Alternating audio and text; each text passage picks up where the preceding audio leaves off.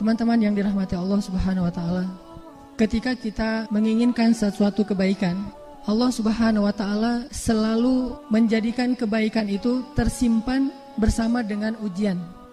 Allah Subhanahu wa taala membuat hukum atau cara di mana setiap kebaikan, setiap kebahagiaan, setiap kesenangan itu Allah simpan di balik ujian. Itu selalu seperti itu. Tidak ada satupun kebaikan yang Allah berikan tanpa Allah berikan sedikit ujian sebelum mendapatkan kebaikan itu. Itu enggak ada. Jadi enggak ada kebaikan yang Allah berikan dengan cara bersenang-senang, itu tidak ada. Dengan cara foya-foya, dengan cara have fun, dengan cara free, dengan cara tanpa ada jerih payah dan usaha, Allah tidak berikan kebaikan dengan cara itu. Kenapa? Karena kebaikan itu mahal dan sangat berharga. Dan sekaligus Allah juga menginginkan melihat siapa di antara hamba-hambanya yang serius untuk mencari kebaikan, siapa yang hanya berangan-angan. Dan Allah hanya memberikan kebaikan itu kepada orang-orang yang bersungguh-sungguh. Walladzina jahadu fina lanahdiyannahum subulana. Ini hal pertama yang coba kita belajar meyakini, bahwa kebaikan selalu Allah simpan di balik suatu kesulitan. Itu selalu kayak gitu. Sehingga ketika kita mendapatkan kesulitan, kita langsung aware bahwa oh berarti Allah mau ngasih kebaikan nih setelah ini. Ketika kita mendapatkan satu ujian, kita langsung sadar oh berarti akan ada kebahagiaan setelah ini. Ketika kita mendapatkan rasa sakit, kita langsung ngeh oh ada rasa bahagia, ada rasa senang setelah ini. Fa inna ma'al usri yusra, inna ma'al usri yusra. Sesungguhnya bersama kesulitan ada kemudahan. Dan Allah juga mengatakan di dalam ayat yang lain, wabasyiris sabirin, sampaikan berita gembira kepada orang-orang yang bersabar di masa-masa yang sulit. Makanya ini sebuah sunnatullah, hukum yang Allah buat dan tidak akan Allah ubah. Kalau kita ada istilahnya hukum alam ya, kalau kita ngelemparin sesuatu yang punya massa gitu, dia pasti akan jatuh ke bumi karena ada gaya gravitasi. Maka kita yakin ketika kita melempari batu, ini batu pasti akan jatuh ke tanah. Gak mungkin batu itu ngapung di tengah udara gitu. Jadi kita yakin banget kalau kita ngelemparin batu, batunya bakalan jatuh ke tanah kan ya. Harusnya seyakin itulah kita bahwa di balik kesulitan pasti ada kemudahan. Kenapa? Karena sama-sama sunnatullah. Batu dilempar ke atas jatuh ke bawah itu sunnatullah.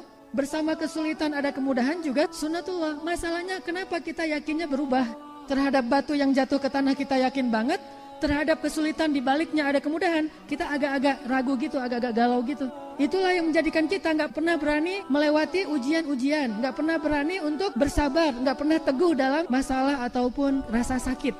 Kenapa? Karena kita masih ragu bahwa di balik rasa sakit, di balik kesulitan ini, sebetulnya pasti Allah janjikan suatu kemudahan dan kebaikan.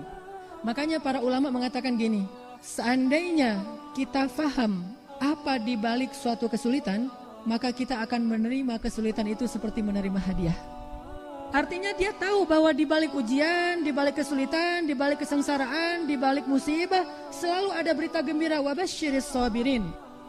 Intinya ketika kita yakin bahwa kesulitan itu pasti akan ada kemudahan di baliknya, kita akan menerima kesulitan itu dengan rasa bahagia. Kita akan merasakan rasa pahit itu, rasa sakit itu dengan perasaan senang, dengan bersyukur malah. Sehingga ada istilah, siapa yang ketika dapat musibah mengatakan Alhamdulillah, maka Allah akan bangunkan untuk dia istana di dalam surga dengan nama Baitul Hamdi, rumah atau istana rasa syukur. Itu kan hadisnya kayak gitu.